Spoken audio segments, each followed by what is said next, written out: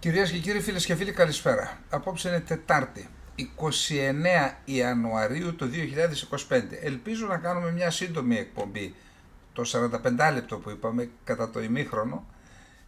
Έχουμε ειδικούς λόγους για σήμερα.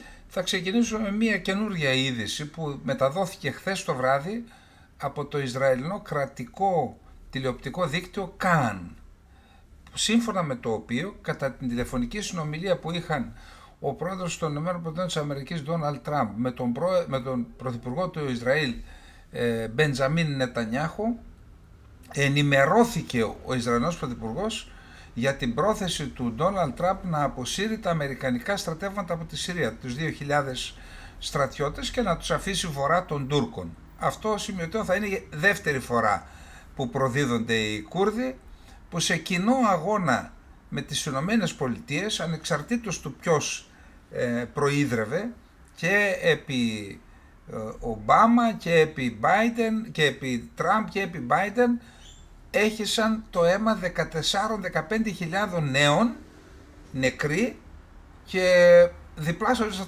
αριθμός τραυματιών. Και τώρα φαίνεται ότι ο Τραμπ αποφάσισε να τους αποσύρει. Επίσης διάβασα, υπάρχει μια ειδική οργάνωση, μπορούμε να πούμε ότι είναι και μη κυβερνητική οργάνωση, αλλά από τις κανονικές, πραγματικά μη κερδοσκοπική, η οποία χρηματοδοτείται από την κυβέρνηση των ΗΠΑ για να παρέχει τροφή και ιατροφαρμακευτική περίθαλψη στους 40.000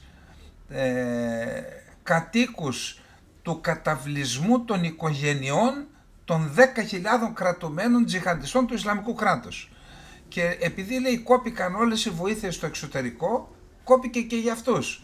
Αλλά αφού ειδοποιήθηκαν ότι θα έχουμε εξέγερση, ξαναάρχισε η ροή του χρήματος για 2 εβδομάδες, διαβάζω, μέχρι να δούμε τι θα γίνει. Τώρα, ενώ μόλις χθες είχαμε προσγείωση 4 αεροπλάνων σε ένα αεροδρόμιο που υπάρχει στην πόλη Χασάκα της βορειοανατολικής Συρίας, που μετέφεραν απ' έξω προς τα μέσα στρατιωτικό εξοπλισμό και υλικά και βοήθεια προς τους Κούρδους, μετά από λίγες ώρες διαβάσαμε την είδηση από το Ισραήλ. Πηγές κουρδικές από την Ουάσιγκτον αναφέρουν ότι υπάρχουν ανακοινώσεις από το Πεντάγωνο που λένε ότι οι Ηνωμένες Πολιτείες Αμερικής θα συνεχίσουν τον αγώνα εναντίον του Ισλαμικού κράτους σε συνεργασία με τις δημοκρατικές δυνάμεις της Συρίας. Δεν ξέρω τώρα για ποιο λόγο καταρχάς διέρευσαν τα Ισραηλινά μέσα αυτή την είδηση και για ποιο λόγο το Πεντάγωνο λέει ότι θα συνεχίσουμε. Και να σας πω την αλήθεια, δεν ξέρω και τι θα γίνει. Πάντως θα δούμε παρακάτω κάποιες αναφορές από Ισραηλινά μέσα μαζικής ενημέρωσης. Το βέβαιο είναι ότι το θέμα της τύχης των Κούρδων στη Συρία θα αποτελεί ένα κέριο ζήτημα ανάμεσα σε αυτά που θα συζητηθούν μεταξύ του Αμερικανού Προέδρου και του Πρωθυπουργού του Ισραήλ στην επίσκεψη που θα κάνει ο Νετανιάχου. Φεύγει, μου φαίνεται, την Κυριακή και επιστρέφει την Πέμπτη. Την Τρίτη έχει συνάντηση και επίσκεψη με τον Πρόεδρο των Ηνωμένων Πολιτειών της Αμερικής, που είναι ο πρώτος ηγέτης ξένης χώρας που θα δεχθεί στο Λευκό Οίκο ο Ντόναλντ Τραμπ. Τώρα να δούμε λίγο τι σημαίνει αυτό. Έχω γράψει κάποια πράγματα για αυτό το ζήτημα. Να δούμε τι σημαίνει. Είναι ένα θέμα αυτό, έτσι. Καταρχάς να θυμηθούμε. Η Συρία είναι μια χώρα κομβικής σημασίας για τις ισορροπίες στην περιοχή, που ορίζεται από το τρίγωνο Ανατολική Μεσόγειος, Κάφκασος, Μέση Ανατολή. Βρίσκεται στο κέντρο και πραγματικά παίζει εξισορροπητικό ρόλο στις δυνάμεις που θέλουν να ασκούν επιρροή στην περιοχή. Από τότε που ιδρύθηκε η Συρία παίζει αυτό το ρόλο, ιδιαίτερα όμως στην περίοδο του ψυχρού πολέμου. Ο Μπασάρ Αλ Άσαντ, παρότι ο ίδιος μέχρι τότε θεωρείται ο Άραβας εθνικιστής και πιο πολύ λοξοκοίταγε προς την Κίνα παρά προς τη Σοβιετική Ένωση, εκεί λοξοκοίταγαν οι φιλελεύθεροι του κόμματος Μπαάθ, μόλις πήρε την εξουσία στράφηκε στη Σοβιετική Ένωση και εκεί όντως υπήρχε μία εξισορρόπηση στην περιοχή, γιατί η Δύση ασκούσε επιρροή στην περιοχή μέσω της Τουρκίας και του Ισραήλ και η Σοβιετική Ένωση μέσω της Συρίας και εν μέρη ιδιαίτερα στην περίοδο του Νάσερ και με την Αίγυπτο. Αυτή η ιστορία, ξέρετε, πρέπει να διαβάζει η ηγεσία της κάθε χώρας έγκαιρα τα μελούμενα, αυτά που πρόκειται να συμβούν. Αυτό λέγεται στρατηγική πρόβλεψη και πιστέψτε με, η ορθή στρατηγική πρόβλεψη αξίζει πολλά λεφτά, και πολιτικά και πραγματικά λεφτά, για αυτούς που επενδύουν εννοώ. Τώρα, δεν είδε ο Άσαντ και ο πατήρ και ο ιός ότι με την κατάρρευση του διπολικού κόσμου και της Σοβιετικής Ένωσης, και του διπολικού κόσμου, έπρεπε να επανακαθορίσουν, να επαναπροσδιορίσουν το γεωπολιτικό τους προσανατολισμό. Δηλαδή, έπρεπε να ψάξουν και να βρουν μια πιο ισορροπημένη σχέση με την Μόσχα, τη Δύση, τον αραβικό κόσμο. Ανταυτού παρέμειναν στο ίδιο μοτίβο προς την Μόσχα, αν και ο ιός Άσαντ όταν ανέλαβε το 2000 έκανε κάποια δειλά βήματα, στράφηκε προς την Τουρκία, στην Κύπρο, στην Ελλάδα και προς τη Δύση, αλλά τα βήματα αυτά ήταν δειλά. Βασικός ήταν προσανατολισμένοι με τα παλιά, με την Ρωσία. Γι' αυτό το λόγο, ακριβώς επειδή δεν είχε φροντίσει έγκαιρα να αλλάξει ο Άσαντ, να αποκτήσει ερίσματα στη Δύση, η Αραβική Άνοιξη που ξέσπασε το Μάρτιο του 2011 στη Συρία είχε έντονα χαρακτηριστικά, δηλαδή δεν είχε τα χαρακτηριστικά που είχε στην Τινησία ή στην Αίγυπτο. Στη Συρία μετατράπηκε σε εμφύλιο πόλεμο και μάλιστα μακροχρόνιο, 13, σχεδόν 14 χρόνια. Καταστράφηκε η χώρα, ανατράπηκε ο Άσαντ, υπόψη ότι όσο διαρκούσε ο πόλεμος είχε περισσότερο ανάγκη από τη Μόσχα και την Τεχεράνη, πιο εξαρτημένος, έχωσαν πιο βαθιά τα χέρια και τα πόδια τους Ρώσοι και Ιρανοί στη Συρία. Αυτό εξόργησε ακόμα περισσότερο τις ΗΠΑ και το Ισραήλ, ανετράπη ο Άσαντ και έχουμε πλέον μία ανατροπή και των γεωπολιτικών ισορροπιών. Εκμηδενίστηκε η επιρροή του Ιράν και σχεδόν εκμηδενίστηκε και η επιρροή που ασκούσε η Ρωσία. Έχει δύο βάσεις, θα δούμε παρακάτω τι γίνεται, αλλά έχασε το 90% της επιρροής που ασκούσε η Ρωσία στην περιοχή. Άρα έχουμε ένα νέο γεωπολιτικό τοπίο στην περιοχή. Ποιο είναι αυτό το γεωπολιτικό τοπίο? Οι Ηνωμένες Πολιτείες της Αμερικής, από τη στιγμή που έφυγε η Ρωσία και από τη στιγμή που η νέα ηγεσία στη Δαμασκό, δεν υπάρχει περίπτωση να ανοίξει ξανά την πόρτα στο Ιράν. Αυτό είναι μεγάλο ζήτημα. Και να δούμε πώς θα διαχειριστεί τη σχέση και με την Ρωσία. Άρα οι Ηνωμένες Πολιτείες της Αμερικής δεν ανησυχούν. Τα υπόλοιπα για αυτούς είναι λεπτομέρειες. Όσον αφορά το Ισραήλ πιο πολύ το ενδιαφέρει να μην επανέλθει η απειλή του άξονα της αντίστασης, του άξονα του κακού για το Ισραήλ, μέσω του εδάφους της Συρίας και το καθεστώς των τζιχαντιστών που έχει εγκαθιδρυθεί στην Δαμασκό να μην στραφεί εναντίον του Ισραήλ. Όσο συμβαίνουν αυτά, το Ισραήλ θα κοιμάται ήσυχο.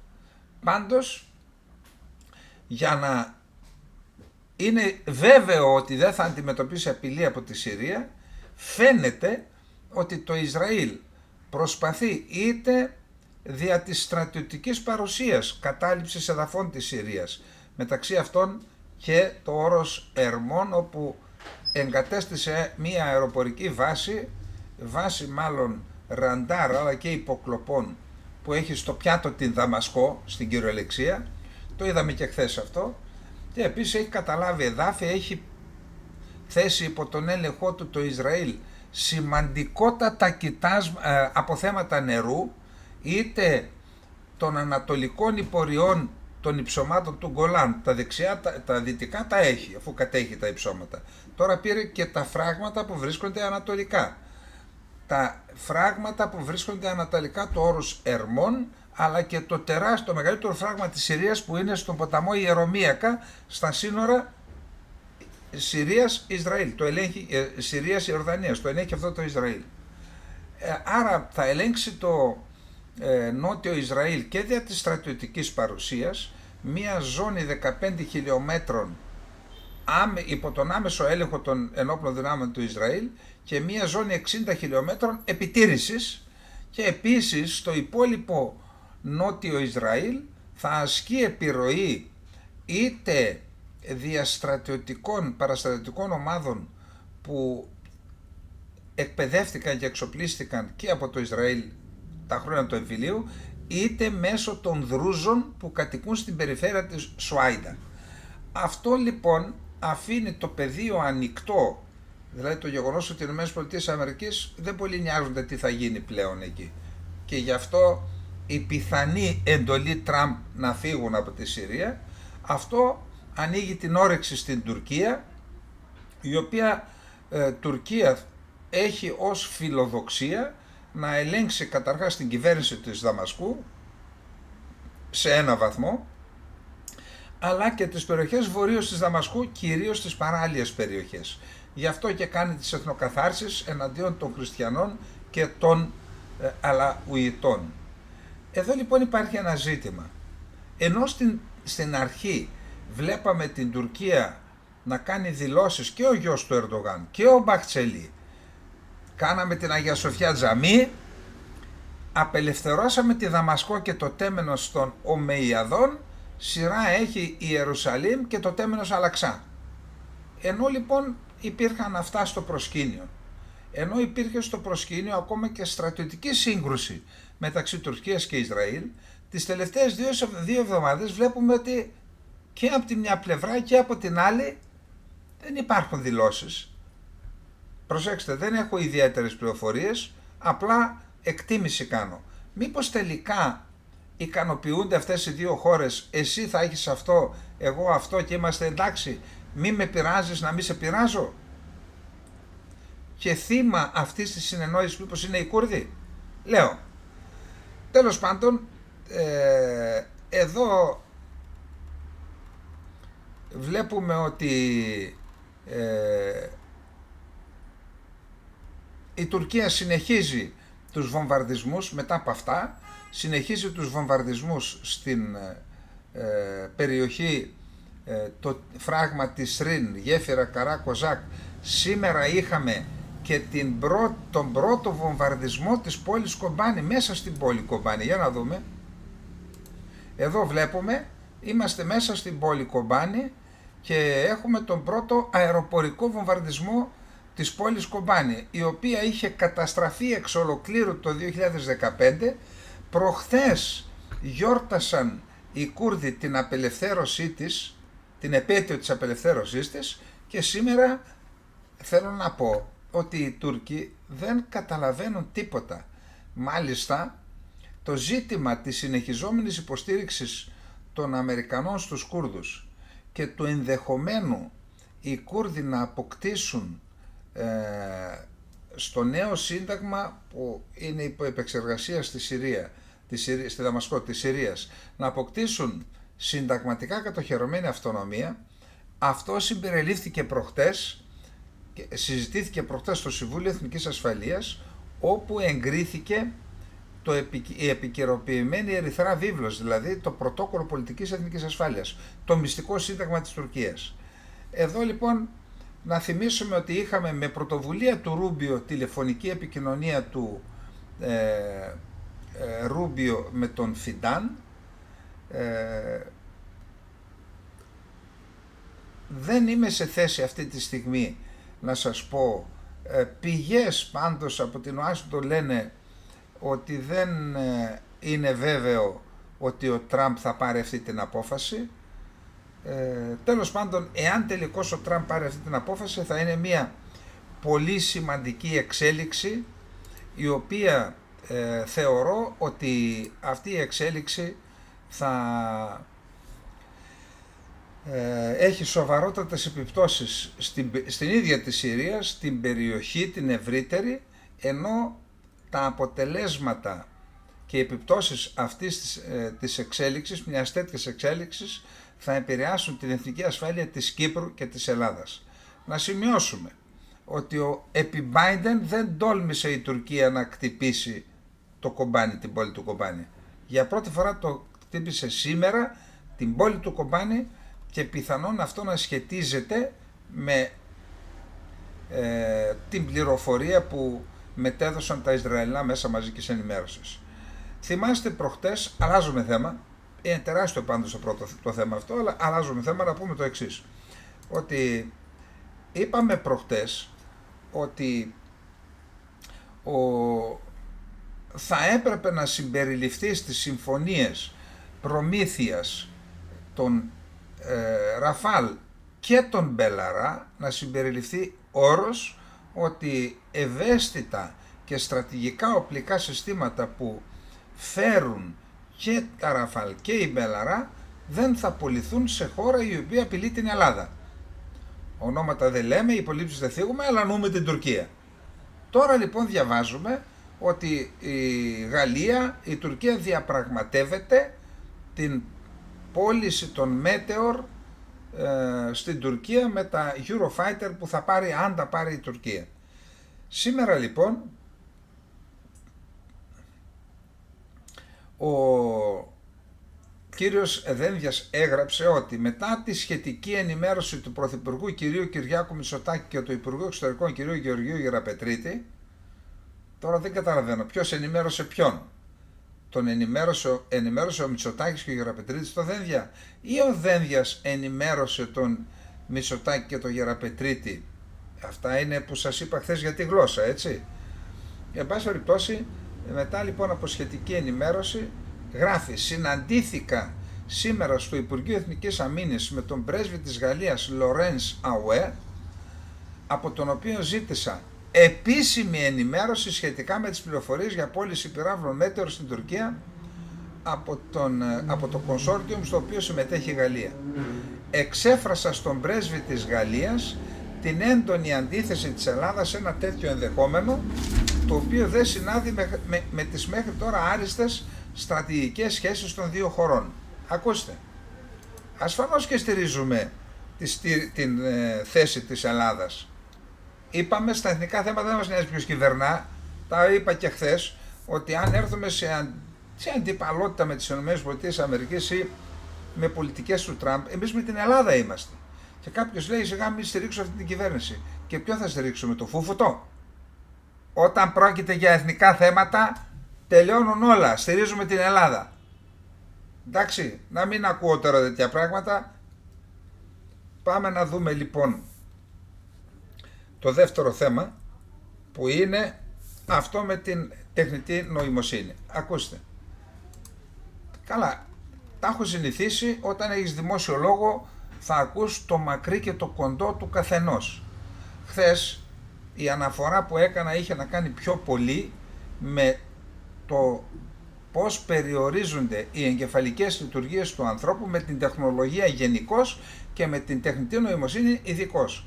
Δεν είπα ότι δεν πρέπει να τα χρησιμοποιούμε, αλλά πάντα επισήμανα τους κινδύνους που μπορούν αυτή η τεχνολογία, αν δεν χρησιμοποιηθεί σωστά, που δεν υπάρχουν ασφαλιστικές δικλείδες πώς θα τις χρησιμοποιήσει σωστά, ότι απειλούν το ίδιο το ανθρώπινο γένος. Δεν είμαι τεχνοφοβικός, αφού με υπολογιστή σας μιλάω. Πώς είμαι τεχνοφοβικός?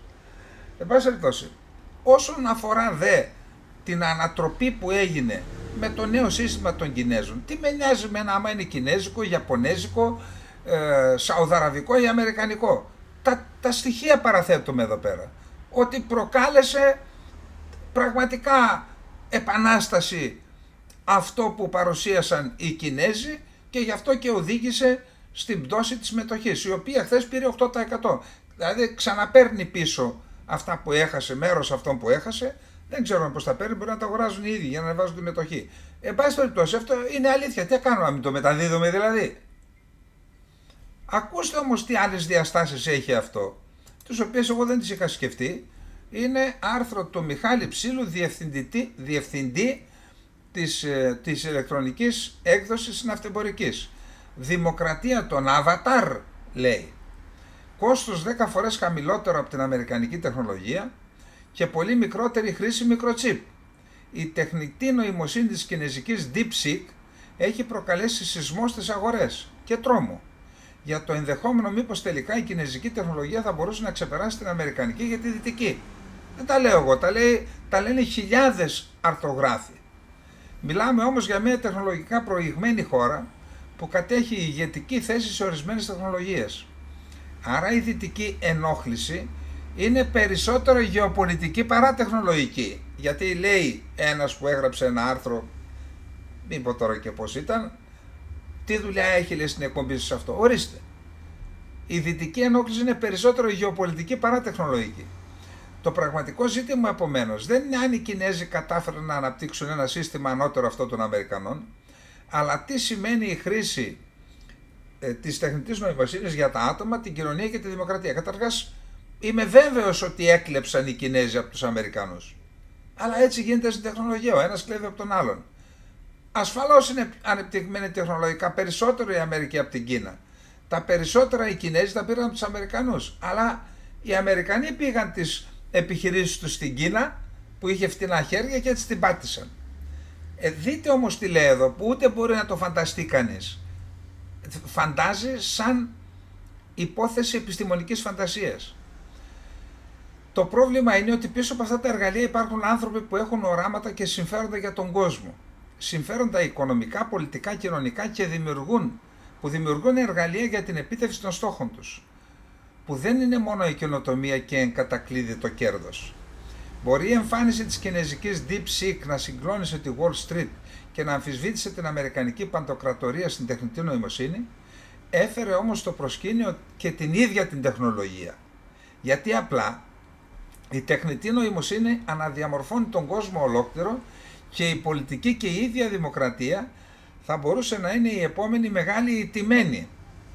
Προσέξτε απίστευτα πράγματα.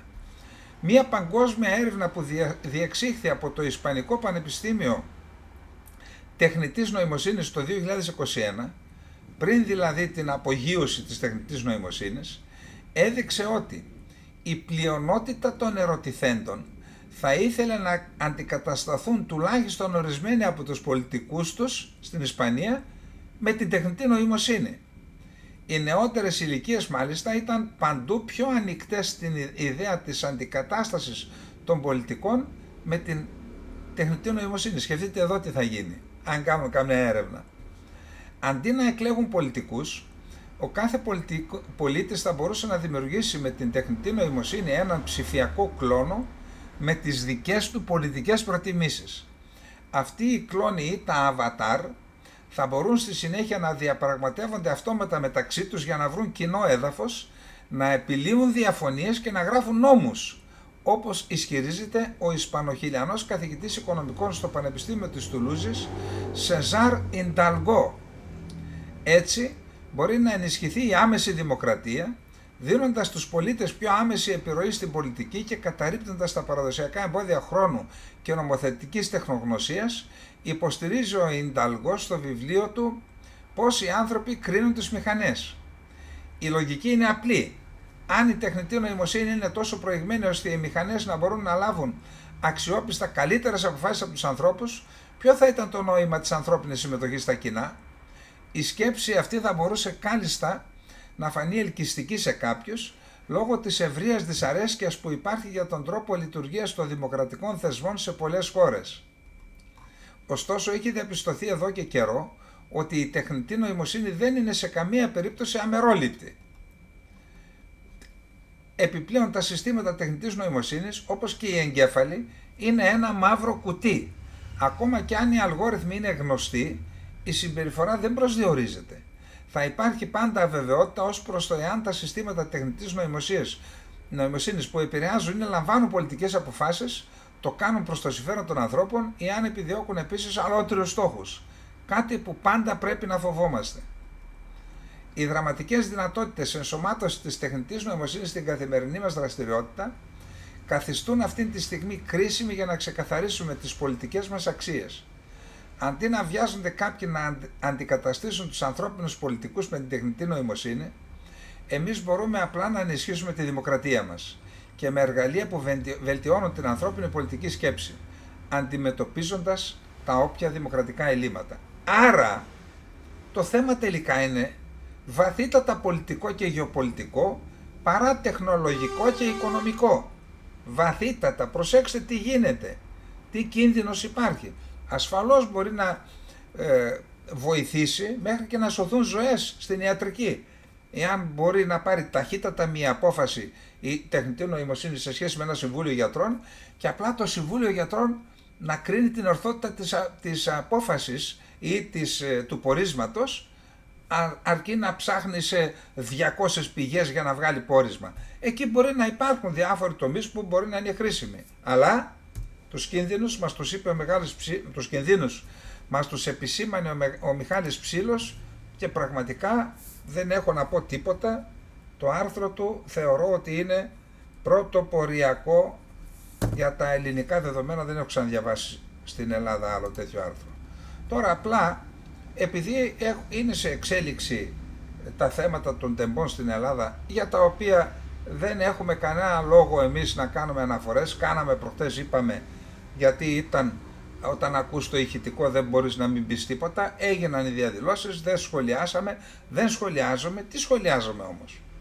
Ότι παραιτήθηκε χθες ο Πρωθυπουργός της Σερβίας, γιατί μετά από ένα σιδηροδρομικό ατύχημα και εκεί έπεσε ένα τσιμεντένιο στέγαστρο και σκότωσε πριν από 3 μήνες και σκότωσε 15 ανθρώπους στο Νόβι Σαντ και έκτοτε ξεκίνησαν διαδηλώσεις που οδήγησαν χθες στην παραίτηση του Πρωθυπουργού της Σερβίας, του Μίλος Βούτσεβιτς.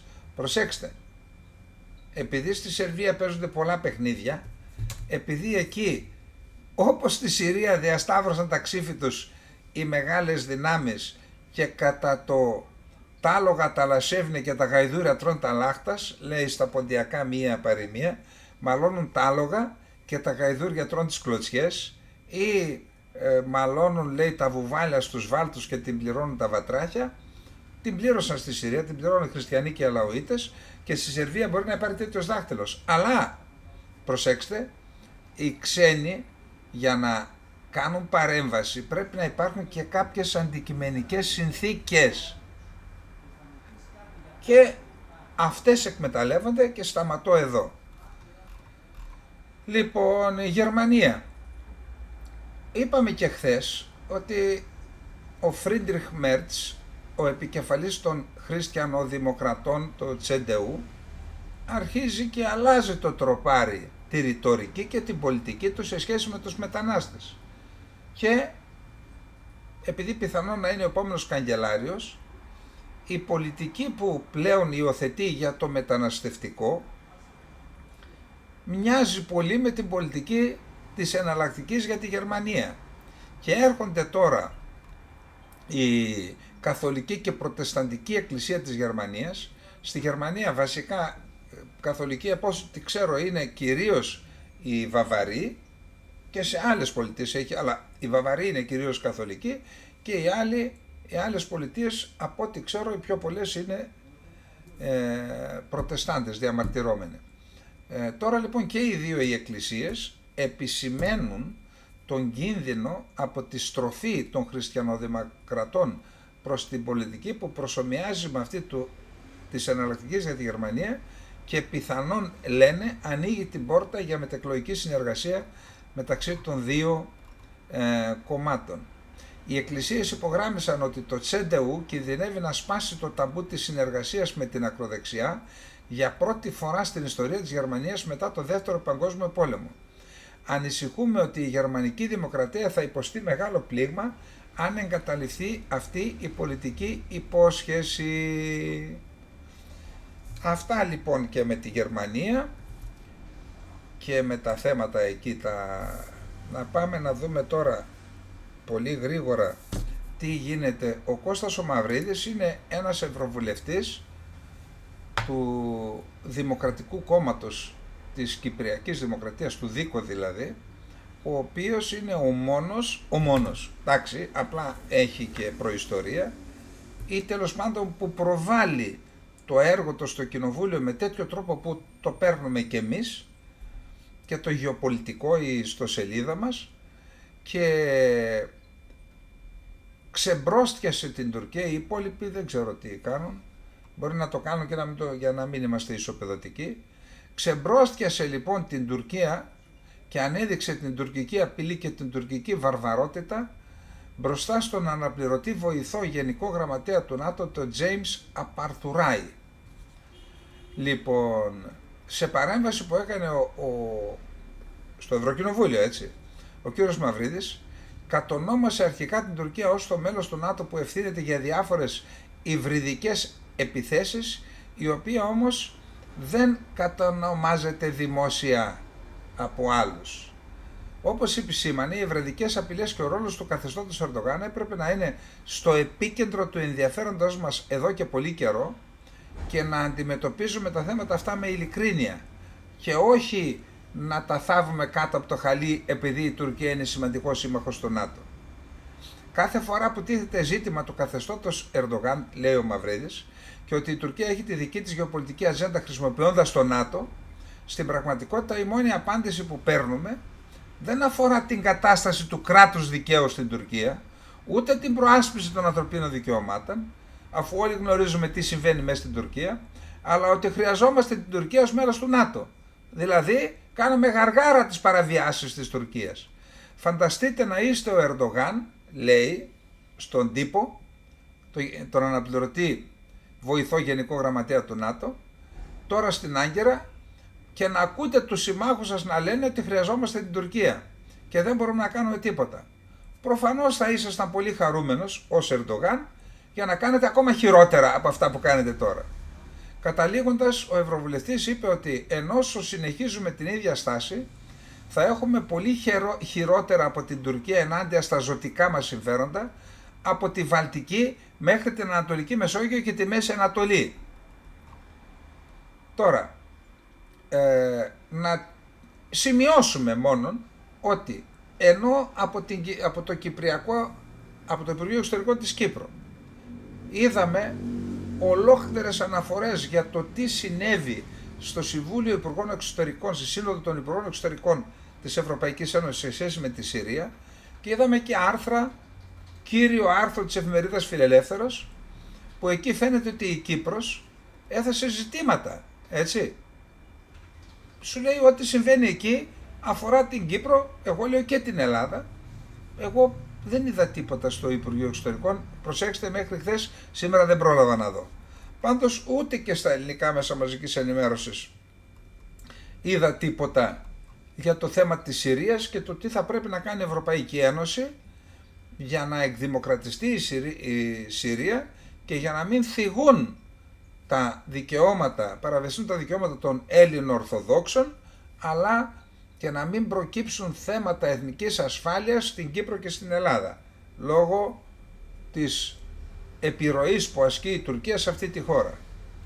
Τώρα, μια που είμαστε για την Τουρκία, χθες το Halk TV είναι ένα από τους λίγους τηλεοπτικούς σταθμούς που παρουσιάζει αντικειμενικά τις ειδήσεις, δεν κάνει αντιπολίτευση, αλήθεια το λέω. Δεν κάνει αντιπολίτευση. Παρουσιάζει κατά το δυνατόν αντικειμενικά τις ειδήσεις και μιλάει για τα δικαιώματα των Αλεβιτών. Halk TV είναι πιο πολύ, επειδή οι Αλεβίτες είναι και μειονότητα και μονίμως είναι αδικημένοι, και φυσικά επειδή οι περισσότεροι Αλεβίτες, οι Τούρκοι Αλεβίτες, είναι με το Λαϊκό Ρεπουμπλικανικό Κόμμα, θεωρείται ότι ήταν και κοντά στο Λαϊκό Ρεπουμπλικανικό Κόμμα. Που κάναν χθες η αστυνομία και συνέλαβε το διευθυντή προγράμματος και 2 δημοσιογράφους, την παρουσιάστρια, την βασική παρουσιάστρια, το διευθυντή προγράμματος και ένα άλλο στέλεχος του καναλιού, και τους συνέλαβε γιατί, προσέξτε, διότι απευθύνθηκαν σε έναν εμπειρογνώμονα του Υπουργείου Δικαιοσύνης, αυτός ο οποίος ασκεί διατάσσει έρευνα εις βάρος του Ημάμογλου και άλλων δημάρχων της Κωνσταντινούπολης και θεωρείται από τον Ημάμογλου εγκάθετος του Ερντογάν, επειδή λοιπόν ηχογράφησαν μία συζήτηση που είχαν με αυτόν τον εμπειρογνώμονα, αλλά αυτή τη συζήτηση την ηχογράφησε και η Γενή Σαφάκ, που είναι φιλοκυβερνητική. Συνέλαβαν αυτούς τους τρεις, διότι θεώρησαν ότι έκαναν συμπαιγνία με τον Ημάμογλου από το Χαλκ TV, αλλά δεν συνέλαβαν αυτούς που έκαναν την ίδια συνομιλία, την ίδια ηχογράφηση, που δεν έγινε κρυφά, εντάξει, από τη Γενή Σαφάκ. Ο Ημάμογλου σχολίασε ότι ο νόμος χρησιμοποιείται καταχρηστικά για να σπείρει το φόβο σε όλη την κοινωνία. Η αδικία έχει γίνει συνηθισμένη πρακτική της εξουσίας, αναφερόμενο στον Ερντογάν. Τέλος, σε αυτό το θέμα να πούμε ότι υπάρχει ένα πολύ ενδιαφέρον άρθρο του Guardian, σας προτείνω να το διαβάσετε, να ζητήσετε να το διαβάσετε, που λέει μπορεί να υπάρξει ειδήλιο σε εισαγωγικά Τραμπ και Ερντογάν. Γράφει τα συν ή μάλλον τις πιθανότητες να έχουμε θετικά και πιθανότητες να έχουμε αρνητικά. Στα θετικά ανασύρει από το παρελθόν τις καλές σχέσεις που είχε ο Ερντογάν, γράφει όμως και τις υποθέσεις των F-35 του Γκιουλέν, αλλά και το θέμα της Συρίας και του Πάστορα, που η Τουρκία έφαγε ξύλο, βαρύ ξύλο από τον Τραμπ, και από την άλλη πλευρά λέει ότι μπορεί να αντιμετωπίσει τη μήνυ του Τραμπ λόγω της αντι-Ισραηλινής πολιτικής που ακολουθεί ο Ερντογάν και της στήριξης που είχε στη Χαμάς. Αυτό εδώ είναι το ζουμί, δεν το έβγαλα με την τεχνητή νοημοσύνη, αλλά πραγματικά είναι σημαντικό να το διαβάσετε, είναι και πολύ μεγάλο το άρθρο, δεν μπορούμε να... Και τέλος, πάλι να πάμε στην Τουρκία, χθες, Τετάρτη, άλλος, η πόλη Σίρτη δηλαδή, βρίσκεται στο τουρκοκρατούμενο Κουρδιστάν. Εκεί λοιπόν πέταξαν έξω τους δημάρχους, οι Κούρδοι με το κόμμα Ντεμ βγάζουν 2 συνδημάρχους για να μην υπάρχει, να υπάρχει εκπροσώπηση ένας άντρας μια γυναίκα, αλλά και να μην υπάρχει διαφθορά, βάζουν 2-2, τους πέταξαν έξω, εκλεγμένους παρακαλώ, και τοποθέτησαν κρατικό αξιωματούχο εκεί, ένα γκαουλάιτερ στον εκλεγμένο Δήμο. Λοιπόν, πάμε να δούμε τώρα το επόμενο θέμα μας, πολύ γρήγορα, είπαμε και να τελειώσουμε σιγά σιγά.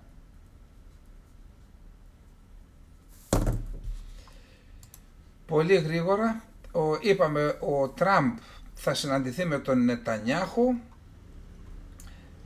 την Κυριακή φεύγει από τον Μπεν Γκουριόν ο Νετανιάχου και την Τρίτη θα συναντηθούν, σύμφωνα με το δημοσίευμα του ΚΑΝ για το θέμα της αποχώρησης των Κούρδων, των Αμερικανών από τη Συρία.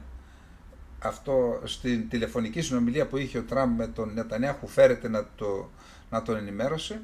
Ο Νετανιάχου και η κυβέρνησή του έχουν ξεκαθαρίσει ότι οι κουρδικοί πληθυσμοί της περιοχής θα πρέπει να γίνουν ισότιμα αποδεκτοί από τη νέα μεταβατική κυβέρνηση υπό τον Αλ Σαρά, και ότι οποιαδήποτε επιθετική ενέργεια εναντίον τους από την Τουρκία ή τους τζιχαντιστές, τους οποίους η Άγκυρα χρηματοδοτεί, θα προκαλέσουν αντίπεινα από το Ισραήλ. Μέχρι στιγμής εγώ δεν είδα κανένα αντίπεινο.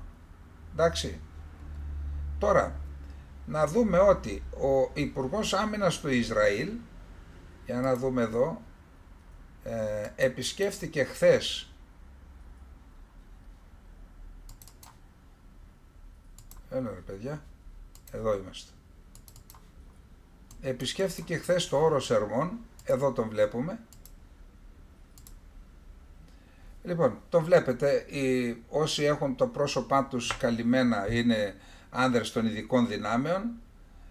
Στη μέση είναι ο Υπουργός Άμυνας του Ισραήλ, είναι πάνω στο Όρος Ερμών, όπου κατασκευάζεται μία αεροπορική βάση ραντάρ και ηλεκτρονικών υποκλοπών της Ισραηλινής πολεμικής αεροπορίας. Εκεί λοιπόν ο Υπουργός Άμυνας του Ισραήλ είπε ότι το Ισραήλ θα διατηρήσει στρατιωτική παρουσία εκεί επαόριστον και δεν θα επιτρέψουμε στις εχθρικές δυνάμεις να εδραιώσουν τη ζώνη ασφάλειας νότια της Συρίας από εδώ μέχρι τον άξονα Σουάιντα Δαμασκού. Θα δράσουμε ενάντια σε οποιαδήποτε απειλή. Τι είπαμε, τι σας είπα? Ότι πάνε να χωρίσουν τη Συρία σε δύο ζώνες επιρροής. Δαμασκός, Σουάιντα. Η Σουάιντα είναι η πρωτεύουσα των Δρούζων. Υπό την επιρροή, ζώνη επιρροής του Ισραήλ, και βορείως ζώνη επιρροής της Τουρκίας ή των Κούρδων, θα το δούμε. Για να δούμε τώρα τι άλλο έχουμε. Τώρα, ο τουρκικός στρατός, προσέξτε τι γίνεται. Οι δυνάμεις του τουρκικού καθεστώτος, αφού εγκατέστησαν ήδη δύο στρατιωτικές δυνάμεις στο Χαλέπι, τώρα αρχίζουν κρυφά τη δημιουργία δύο νέων βάσεων, μία στη Χόμς και δύο στη Λατάκια και μία στην Ταρτούς.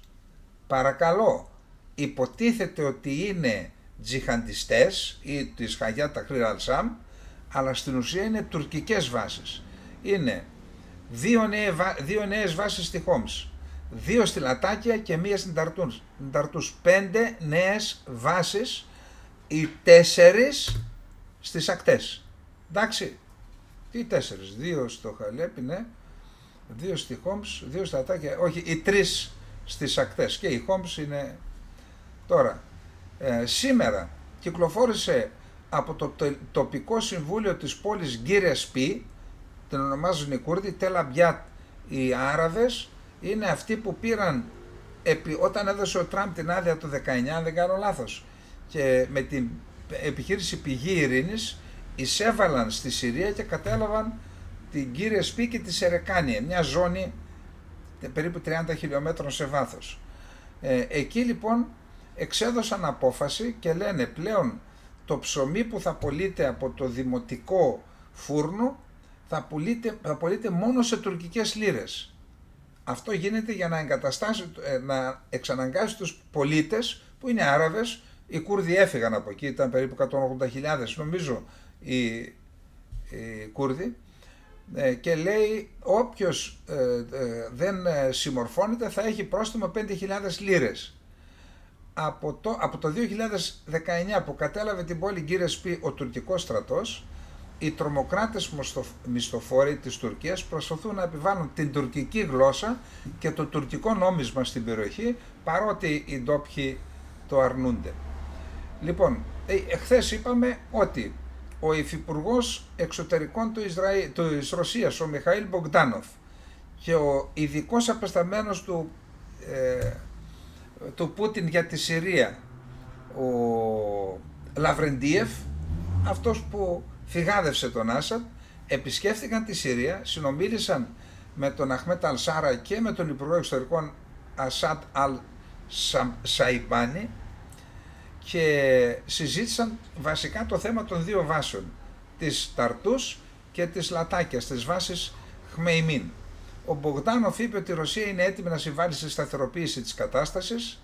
Οι συζήτησεις, με βάση τη ρωσική ανακοίνωση, οι συζητήσεις επικεντρώθηκαν σε σημαντικά ζητήματα, κυρίως στο σεβασμό της κυριαρχίας και της εδαφικής ακεραιότητας της Συρίας. Η Ρωσία εξέφρασε τη στήριξή της στις θετικές αλλαγές που γίνονται στη Συρία και ζητήθηκε η δημιουργία μηχανισμών δικαστικής μεταρρύθμισης ώστε να αποδοθεί δικαιοσύνη στα θύματα του βάναυσου πολέμου που διαξήγαγε το καθεστώς Άσαντ, το οποίο το στήριζαν οι Ρώσοι.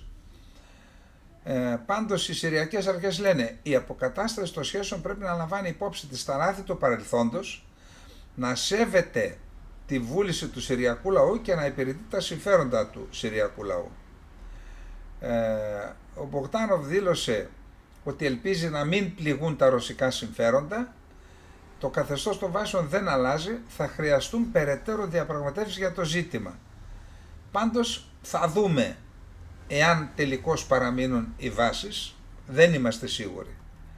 Για πρώτη φορά είδα σε ελληνικό μέσο μαζικής ενημέρωσης και μάλιστα μεγάλο ότι είχαμε 14 νεκρούς αμάχους από βομβαρδισμούς της Τουρκίας. Σας καλωσορίζω λοιπόν Κούρδους, έτσι, στη βορειοανατολική Συρία. Να αρχίσουν λοιπόν τα ελληνικά μέσα μαζικής ενημέρωσης να βλέπουν και να αναδεικνύουν τις παραβιάσεις των ανθρωπίνων δικαιωμάτων και τα εγκλήματα πολέμου που συνεχίζει να κάνει η Τουρκία εναντίον του οποιοδήποτε. Τελειώσαμε και από εδώ να πάμε γρήγορα, είπαμε μικρό θα κάνουμε, όχι τελειώνουμε, τέλος τόσο. Λοιπόν, τώρα μόνο για λίγα λεπτά. Πάμε να δούμε τι γίνεται. Ο Στιβ Γουίτκοφ είναι ο ειδικός απεσταλμένος του Τραμπ στη Μέση Ανατολή. Αυτός πέτυχε την συμφωνία. Για πρώτη φορά μετά το 2009 επισκέφθηκε τη λωρίδα της Γάζας και εκεί μαζί συνοδευόμενος από τον Υπουργό Στρατηγικών Υποθέσεων του Ισραήλ, Ρον Ντέρμερ. Πήγαν λοιπόν στη διάβαση του Νετζαρίμ, εκεί που υπάρχει αμερικανική δύναμη που ελέγχει τα οχήματα των Παλαιστινίων που περνούν από τη νότια στη βόρεια Γάζα, αν κουβαλούν όπλα και πυρομαχικά και τέτοια. Ήταν λοιπόν η πρώτη φορά μετά το 2009 και μετά από αυτό συναντήθηκε σήμερα και με τον Νετανιάχου εν ώψη μάλλον του ταξιδιού στην Αμερική, αλλά γιατί υπάρχουν και κάποια σύννεφα στην εφαρμογή της συμφωνίας. Αυτή τη στιγμή από πλευράς του Ισραήλ η Χαμάς λέει ότι δεν περνάει η ανθρωπιστική βοήθεια όπως προβλέπεται από τη συμφωνία. Τώρα η Δαμασκός ζήτησε,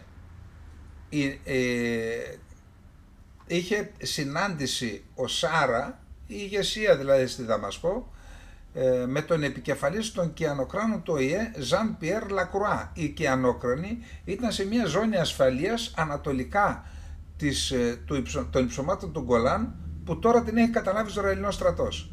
Και ζήτησαν λοιπόν στη συνάντηση με τον Ζαν Πιέρ Λακρουά να αποχωρήσουν οι Ισραηλοί από αυτή την περιοχή και να ξαναπάνε οι δυνάμεις του ΟΗΕ. Η νέα ηγεσία είναι έτοιμη για την ανάπτυξη συριακών δυνάμεων εκ νέου στον Γκολάν, στη συριακή πλευρά δηλαδή, όπως προβλέπει η συμφωνία του 1974, υπό τον όρο ότι οι Ισραηλινές δυνάμεις θα αποσυρθούν αμέσως. Όπως σας είπα πριν από λίγο, είπε ο Υπουργός Άμυνας, εμείς δεν θα φύγουμε από εδώ, άλλωστε κάνουν και βάση εκεί. Ο Υπουργός Εξωτερικών, Πρωθυπουργός και Υπουργός Εξωτερικών του Κατάρ, Σεΐχης Μοχάμετ Μπιν Αμπτουραχμάν Αλθάνη, είχε τηλεφωνική επικοινωνία σήμερα με τον Μάρκο Ρούμπιο, τον Υπουργό Εξωτερικών των ΗΠΑ. Στο επίκεντρο της συζήτησης βρέθηκε η συνέχιση των κοινών προσπαθειών μεσολάβηση στη Γάζα και ελπίζουν και οι δύο ότι η συμφωνία θα ολοκληρωθεί αισίως η πρώτη φάση και θα περάσει στη δεύτερη φάση για να μετατραπεί η κατάπαυση του πυρός σε μόνιμη. Ο Σόλτς χαρακτήρισε απαράδεκτη την εκδίωξη των Παλαιστινίων από τη λωρίδα της Γάζας. Η Χαμάς, είπαμε, προειδοποίησε ακόμα και για να μην προχωρήσει σε απελευθέρωση των ομήρων, επειδή το Ισραήλ καθυστερεί την παράδοση της βοήθειας όπως είχε δεσμευτεί. Το Ισραήλ απελευθέρωσε 9 Λιβανέζους εχμαλώτους πολέμου, ο Ισραηλινός στρατός, που είχε συλλάβει στη διάρκεια της εισβολής.